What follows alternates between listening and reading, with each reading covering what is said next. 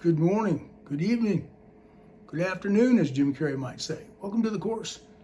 Sure glad you decided to join me. And this is the mindset part of the course. So, in the very beginning, I could make this course really short because there's really two things that you need to keep in mind when you're hiking. And we decide to hike every day,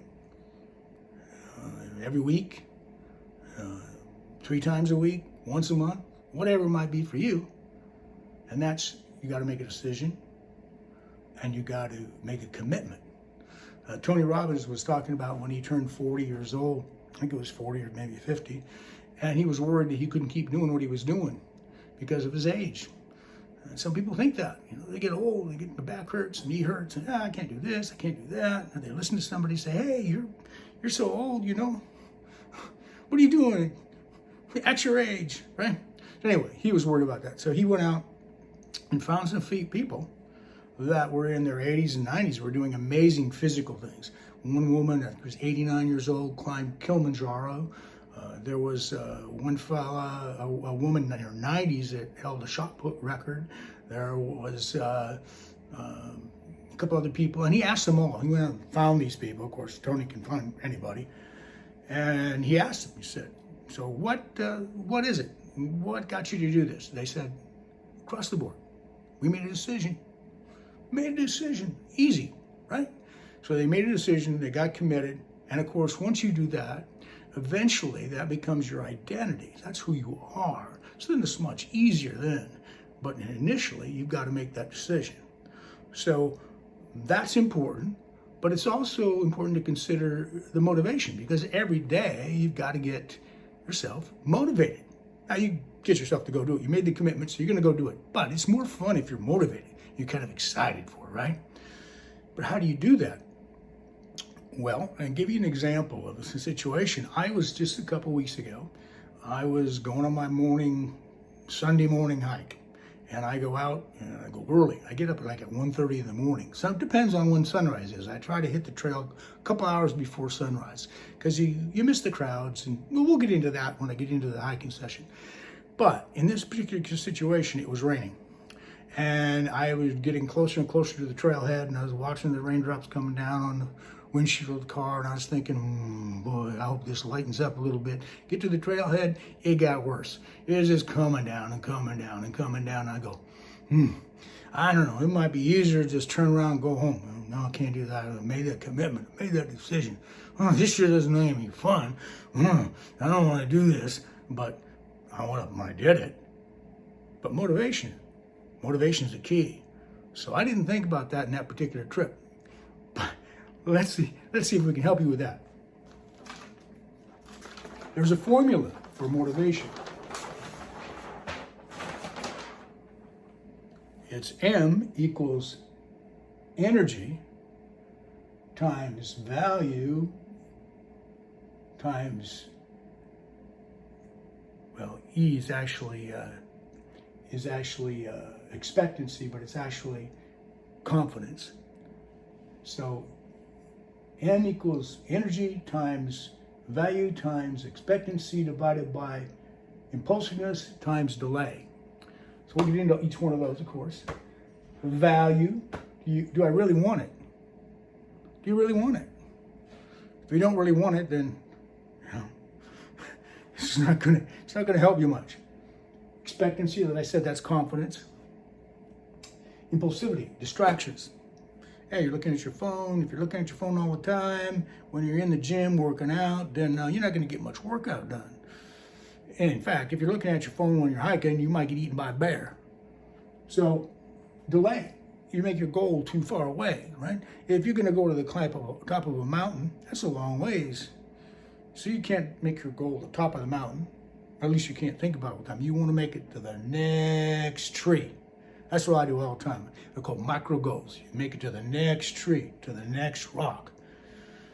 A lot easier that way. So that's the motivation equation. And Piers Steel, he's the research scientist that came up with the equation. It wasn't quite like this. He didn't have energy in it. His was a little different, but Brian Johnson from Optimize Me, he put this together, and he focuses on energy being the most important part of this. So we're going to talk more about energy and how to get more energy in your life. But for now, this is the motivation equation. And so then when you go on these hikes and it's raining, you're going to be so jacked up you don't care. It's not going to make any difference to you. But one of the things we talked about is value. You got to really want it. To really want it, you got to know your why. You got to know why you're going to go hiking. Huh? I mean, you better know why.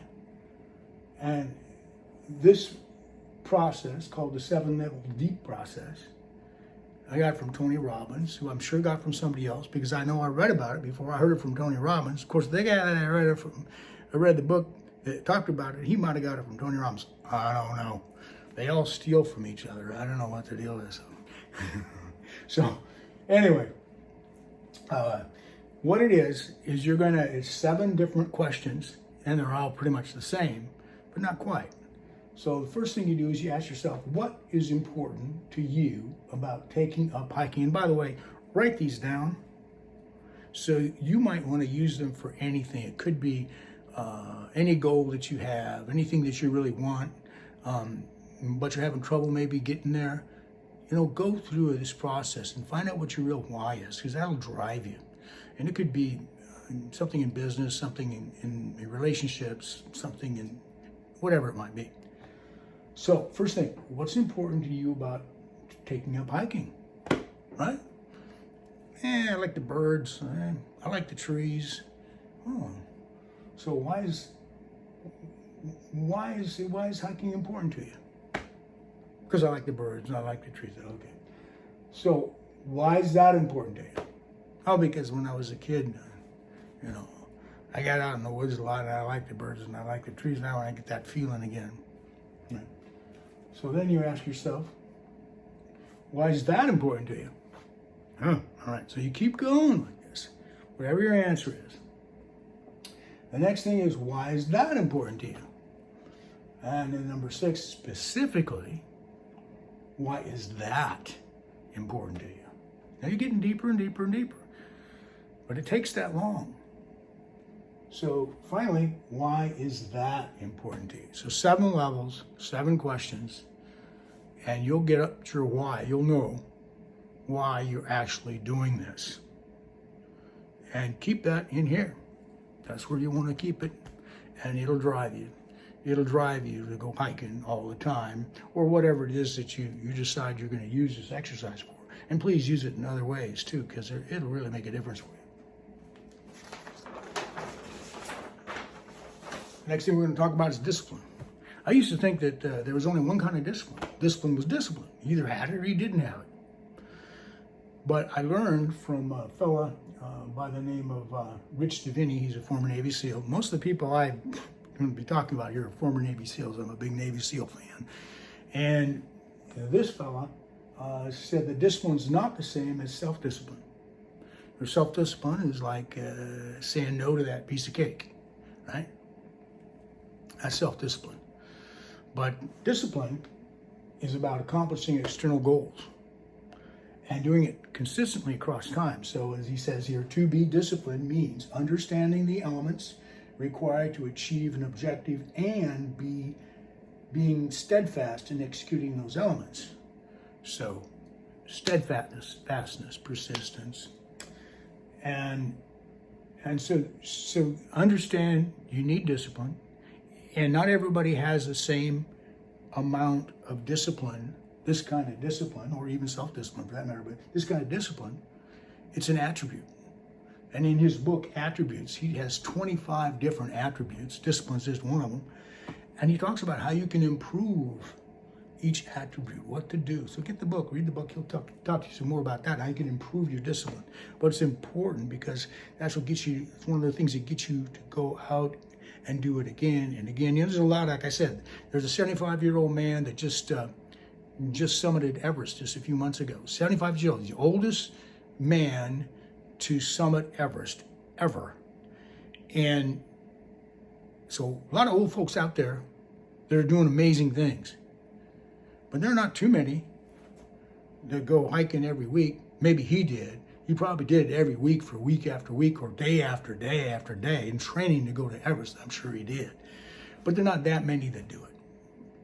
Not week after week. You'll see somebody on a hike every once in a while. Hey, how old are you? Oh, I'm there. But oh no, I thought I'd go out hiking here. It's, been a year. Thought maybe I'd go on a hike. So not too many of them. Once in a while you'll get somebody that's a consistent hiker, but not a lot of the time. So some obstacles that might get in your way. One of them, the big ones, is fear. And I'll tell you a little story, and I got this from Mark Divine. I went through a program called Unbeatable Mind a few years ago. And one of the stories he tells is about the courage wolf and the fear wolf. So as it tells a story about the Indian grandfather that's talking to his grandson, he says, son, there are two wolves live inside you. One's a fear wolf. He feeds your fear. And the other's a courage wolf. And the grandson looks up at Grandpa, he says, which one of them wins? He says, whichever one you feed. So the whole idea is to starve the fear wolf. I like my shirt. They give you this shirt when you graduate from Unbeatable Mind. Yeah. But see, it's the wolf, and then down below, oh, wait a minute. Yeah, down below, can you see it there? It says courage. Can you see there? Oh, there we go. What wolf are you feeding? So think about that. What wolf are you feeding today?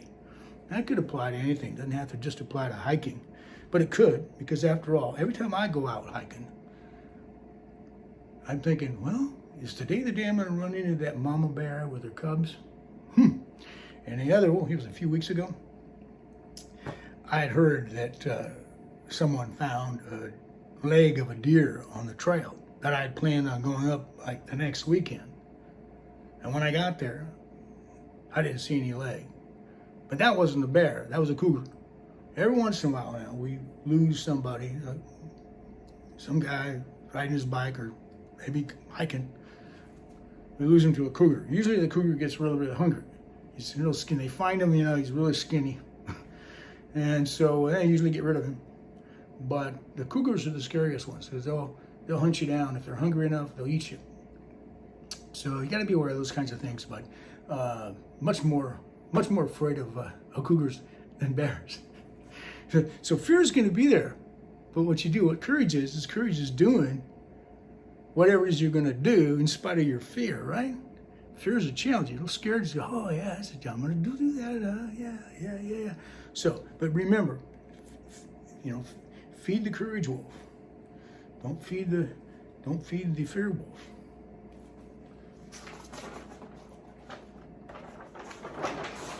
A little bit more about energy, because that's one of the things you're going to need. If you're going to go hiking every week or more often, you're going to need energy. And we're going to get to some other things you're going to be doing. If you're going to be hiking, you're going to be doing some other things too.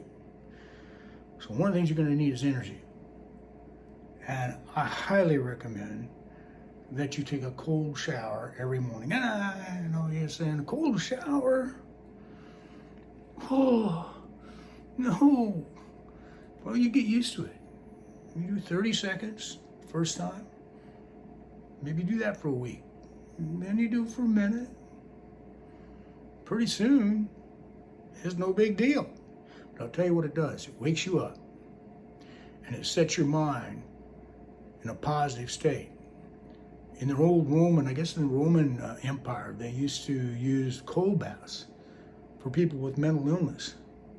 They felt that it really helped them. And I know it does, because I'm mentally ill every time I wake up in the morning. But then I get my cold shower, my mental illness is gone. So yeah, you take a cold shower in the morning. Oh, it'll make a big difference for you. And yeah, I got that, learned about it not just from Wim Hof, but from other folks as well. But Wim Hof, he's the one that kind of started the whole cold thing. He has a record for being underneath the ice for like a bucket of ice or a big bath of ice for up to his neck for like 2 hours, 2.5 hours, I don't know, maybe more, longer than that. And of course he climbed to the top of Everest with no shoes and no shirt. Hey, think about that. You're in the death zone with no shoes and no shirt. And then he took a bunch of people up Kilimanjaro with no shoes and no shirt. So he taught people how to do this. You got to hand it to the guy. I mean, he's done it, and he's taught people to do it.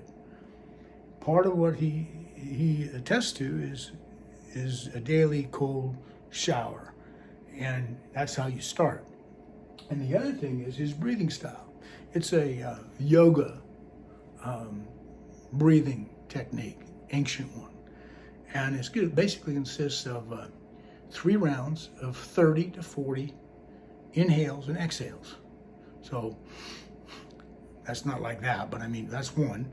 Inhale, exhale, one, and you do 30 to 40 of them. At the last exhale, you hold your breath for as long as you can.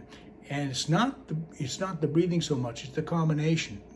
You're oxygenating your system, and then you're starving your system for oxygen. So that combination, studies have shown, it really makes a big difference in your health.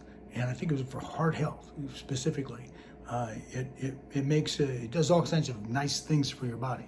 It also, I found it very calming. It also gives you energy, because I did it for about 6 months. I haven't done it for a month or so, frankly. It takes 15, 20 minutes. So I have other things I like to do. And so I did stop it. And I'm trying to see if it makes a difference. And I haven't come to that conclusion yet, so I don't know, I can't tell you. But I would recommend you try that. Let's try it for a few months, see if it makes a difference for you. It does very calming effect, kind of like meditation. And again, it energizes me. I always do it just before my workout. And then the other thing to consider, when you're hiking, when you're exercising, whenever you can, unless you're like going as hard as you can, breathe through your nose, don't breathe through your mouth. That also specifically helps your heart. And it will boost your sympathetic nervous system. If you're familiar with parasympathetic and sympathetic nervous system, those are part of your autonomic nervous systems. And one, sympathetic, is your fight and flight, so that's really high when you're looking a bear in the eye, right? And your parasympathetic is when you're relaxed. It's called rest and digest. So the idea is to have them both the same. That's perfect. But if you're going to have one dominant over the other, it's better to have the parasympathetic dominant over the sympathetic, because it helps your heart, and that's key. So I measure mine every morning. I have a little heart strap to put on, use something called Nature Beats, a little free app you get online, and it shows what your parasympathetic is and your sympathetic. So it gives you an idea. It tells you whether you're ready to exercise or not. If you should go at it really hard, or you should kind of back off a little bit. So it gives you good feedback. I think it's important. So nose breathing, and that'll improve your parasympathetic nervous system, and your heart health. So because it produces nitrous oxide. So think about it. Try doing that. I really recommend it. It also helps me kind of slow down a little bit, because I have a tendency to go hard sometimes. So nose breathing keeps me from going nuts. And of course, when I start to run on the trail, then that kind of destroys the nose breathing sometimes. So then sleep. Sleep is so important to energy. If you're not getting enough sleep, you're not going to be able to do all the things you want to do. And even if you can do it in one given day, over time, it's going to just beat you up. And the older you get, the harder it is to get decent sleep. You really need to track it. I use something called a Whoop, but there's also something called an Oura Ring, a ring that goes on your fingers, more accurate for sleep tracking. The Whoop does a little bit more. It does sleep tracking, maybe not as accurately as the Oura Ring does, but it also gives you a recovery number, so you know how well you recovered from the day before, the exercise and all you did the day before. and then it some other things too that it does. And I prefer something on my wrist rather than on my fingers. So it just depends on what you want. But the Whoop is really good, and your Oura Ring is really good for tracking sleep. And it'll tell them, both of them will tell you how much light sleep you got, how much deep sleep you got, which is really important if you're exercising and you're working things and things that get like pulled out of shape a little bit, messed up. You need that deep sleep to repair. So that's really important. And then number 3, it tells you how much time you're awake and how much light sleep you've had. And then it gives you a sleep score. The Oura Ring gives you a sleep score, and the Whoop gives you all those things. I say light sleep, deep sleep, etc. And it gives you tells you if you're doing a good job. I don't remember I remember right offhand if it gives you an actual number like the Oura Ring does. So the Oura Ring and the Whoop, something to think about. The other thing I did, and believe me, I got into sleep a lot because the older you get, the harder it is to get sleep. So I got blackout curtains, and I recommend that you black out the place. Make sure it's as dark as you can get it, and make sure that it's cool. If you've got the bucks, get a chili pad. A chili pad will cool everything down for you, or at least investigate that. I haven't got one of those yet, but it's something I've thought about. So blackout curtains, cover everything up, don't let any of that sunlight in. And before you go to bed, don't look at the screen, don't look at your phone, because that's going to shortcut your melatonin production. Now, you can take melatonin before you go to bed, and I guess that solves that problem for you. But if you want natural melatonin production, don't look at the screens. Use blue blocker glasses before you go to bed. That is very important. That'll help you get more sleep. So those are just a few things to consider. They're important though, and there's a lot of information obviously online about sleeping and how to get a better sleep, etc. So you can delve into it further, but those are some tips and tricks that I've used. Oh, by the way, your Apple Watches will tell you your sleep, give you sleep. They're not as accurate. I got a Fitbit, and it gives me my sleep information. It's always different than the Whoop. It's different. I don't think it's as accurate as the Whoop is, but it, it does it, so I can kind of compare the two. And then of course and the Whoop gives you your heart rate variability, which is, I should back up a bit. Parasympathetic, sympathetic nervous system. Well, that combination gives you a heart rate variability, and your heart rate variability is supposed to be high, and so both the Whoop and the Oura Ring tell you what your heart rate variability is, and so that gives you more information about how you're sleeping, how you're doing, how you're recovered, and so I wish you luck on checking all of that out. It's gonna make a difference for you. Of course, I'm a nerdy old self-quantifier. Maybe you're not, wanting the stuff on your wrist and doing all that stuff. That's fine. But it does give you feedback, so oh, my goodness, I didn't get much deep sleep last night. I wonder what I did that I could change to make it better, and try different things. It becomes more important as you get older, and you need that sleep for energy. Okay. My favorite ones, be teachable.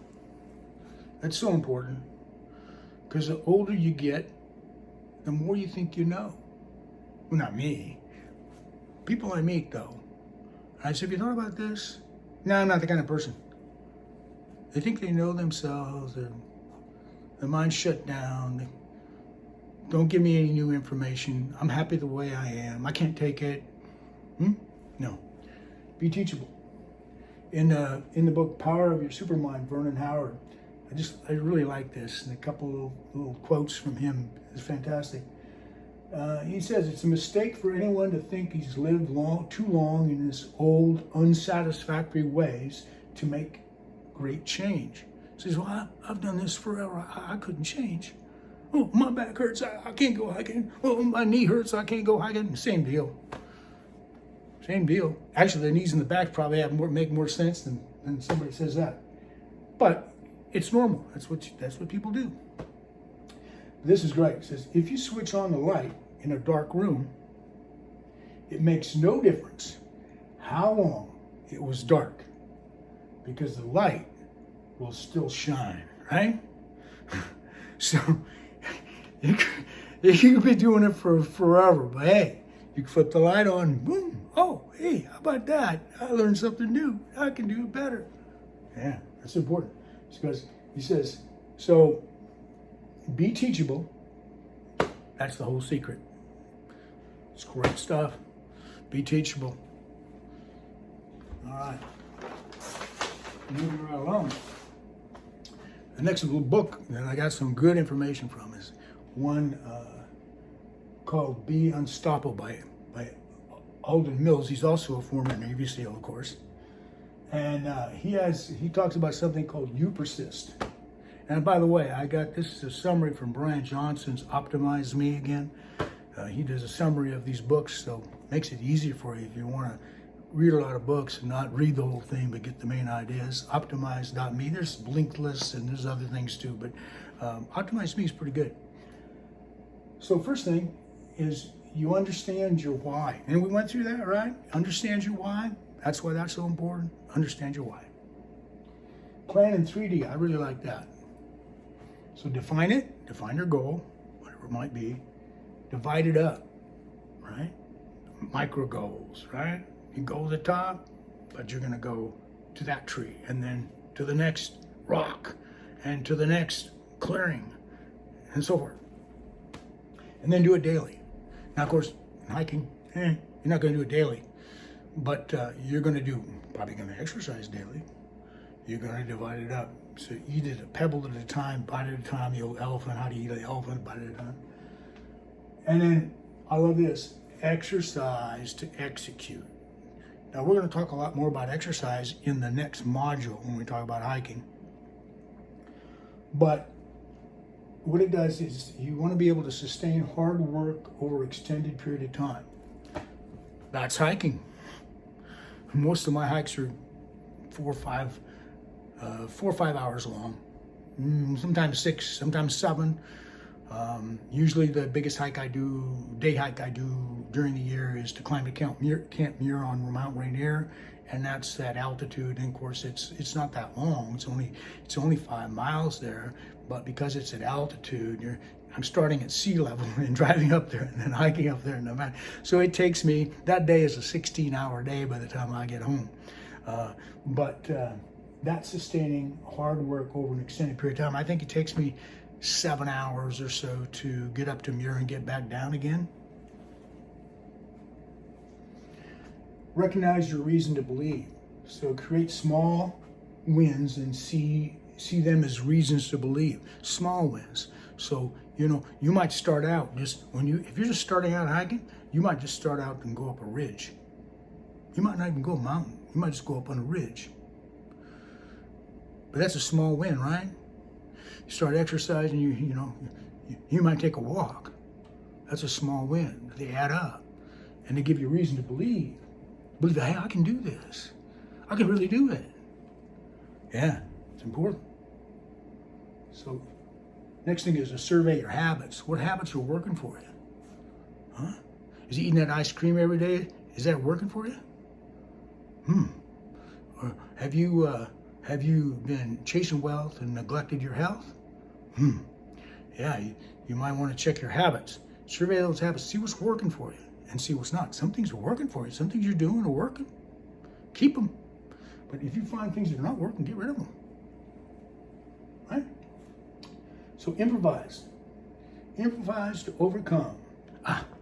So this brings me to when they shut everything down because of the pandemic here.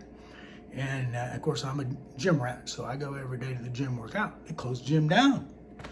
In fact, they closed the trails down too. I couldn't believe that.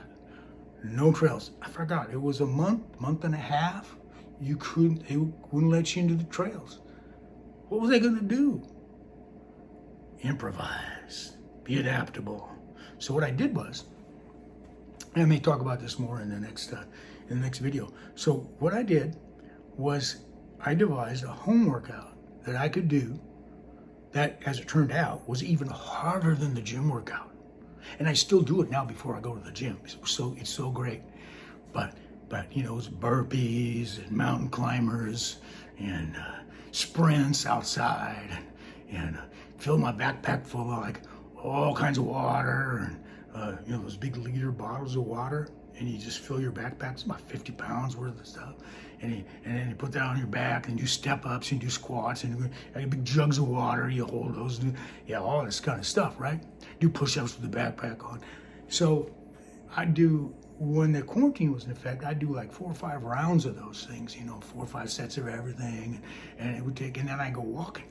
And I go walking on the weekends. I go walk 2-3 hours on the weekends. I find some hills around here, but not like hiking a mountain, but it was something, right? And so I actually got in better shape while I was under quarantine and not able to climb a mountain than I was before. So you gotta be adaptable. Gotta be adaptable. So seek expert advice. Hey, if you don't know something, go find out. Find somebody that knows about it. They can save you a lot of time. That's why I think I can help people, is because I made a lot of mistakes in hiking and learning how to get up in the mountains and so forth, and things that you can avoid. You don't have to go through what I went through. We'll talk a lot more about that later. So, and the final thing is really important. If you can do it, team up. Now I go hiking so early in the morning that my friends, they don't want to go with me. I talk them into it every once in a while, but there's one guy I've been working on for years, and every time I ask, hey, you want to go hiking? No. And he's about 6 foot, at least 5, 6, 7, I don't know, big, huge guy. He bench presses 300 pounds with one hand. I'm exaggerating only a little bit. But no, he's not going hiking because he's afraid he can't make it. He's afraid he can't make it, and he's not old. He's like, I don't know, 40, 50 years old, the most. So team up with somebody if you can. So as he says, with people whose strengths complement your weaknesses. That's really important. Of course, the SEALs, all about teamwork. And as he says, you can never accomplish anything really, really important without other people.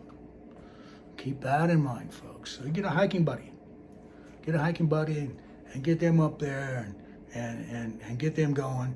And who knows, you folks might be climbing the 7 summits. The 7 highest mountains in the world. That's what I want to see. Some people come through this course, start hiking, start going. Then I want you to let me know, hey, we're going to do the 7 summits. Hey, we're going to do Everest. Everest is one of the 7 summits. Hey, we're going to do this, we're going to do that. Oh, that would make me so, so happy.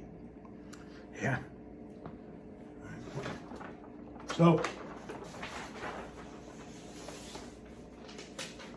let's summarize. Oh, before I summarize, I didn't write it down, so I'm not going to remember it. But I'll try to paraphrase. There's a young lady I saw on one of those America's Got Talent shows. I think it was the one with Simon on it. And she had cancer, and she said she had a 2% chance to live. And she said, I thought was just amazing. She said, I can remember it correctly. She says, you shouldn't let the fact that things are hard keep you from being happy. Those are not her exact words, but pretty close to that. Shouldn't let just because things are hard, that shouldn't keep you from being happy. That was so amazing. So people go through a lot of things, but they have an amazing ability to see past that and take the best of it. So, just to summarize, energy, number 1. Got to have the energy, guys. And I'm going to talk to you about some supplements and things that you can do to also enhance your energy. We'll do that a little bit in another part of the course. And know your why, right? Remember, know your why. Be disciplined. Be disciplined. Overcome fear. Overcome the fear wolf. Yeah, right? Don't feed the fear wolf. Don't feed him. You'll win if you feed him. Cold showers gives you energy. Sleep gives you energy.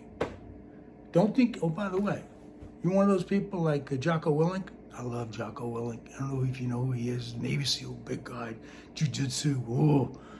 And he might have the genes to do it. He might. He might. He thinks he does. He might. But all the other sleep experts say it's very rare. So you probably don't. And if you don't have those genes to get 2-3 hours of sleep a night, then you need 7.5 to 8 hours sleep a night every night.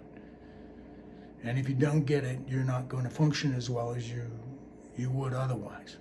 So keep that in mind. I remember I had a college roommate once, and he slept 2 hours a night. And he was in a master's program. He was in the reserves. He was, I don't know if you can be an officer in the reserves, but I think he was an officer. Anyway, he had all these things he was doing. So he slept 2 hours a night. Didn't bother him a bit. Now, he may have had the genetics that he could do that. And of course, when you're younger, you can get away with it more than you can when you're older. But the Navy SEALs have a reputation for not sleeping.